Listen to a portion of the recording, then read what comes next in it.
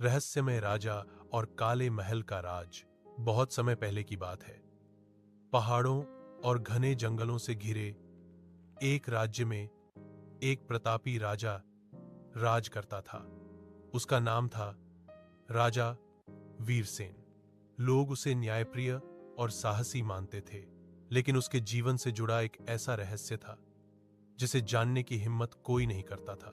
राजा का महल भव्य था, पर महल के पीछे एक काला महल भी था।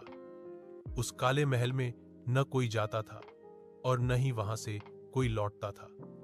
कहा जाता था कि हर अमावस्या की रात राजा अकेले उसी महल में जाता था और सुबह उसकी आंखों में अजीब सी उदासी और डर दिखाई देता था।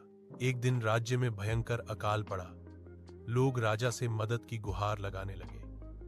राजा ने सबकी सहायता की, लेकिन उसके चेहरे से चिंता साफ झलक रही थी।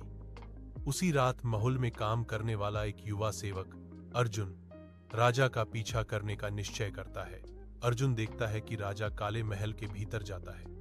हिम्मत जुटाकर वह भी अंदर घुसता है। वहां उसने जो देखा, उससे उसके रोंगटे खड़े हो गए। महल के बीचों बीच एक विशाल दर्पण था और उस दर्पण में राजा की परछाई नहीं, बल्कि एक भयानक छाया दिखाई दे रही थी। तभी राजा बोल उठा, यह मेरा अतीत है, मेरा श्राप। राजा ने अर्जुन को बताया कि वर्षों पहले उसने सत्ता पाने के लिए एक तांत्रिक से मदद ली थी। तांत्रिक ने उसे राज्य तो दिला दिया, लेकिन बदले में उसकी आत्मा का एक हिस्सा उस दर्पण में कैद हो गया।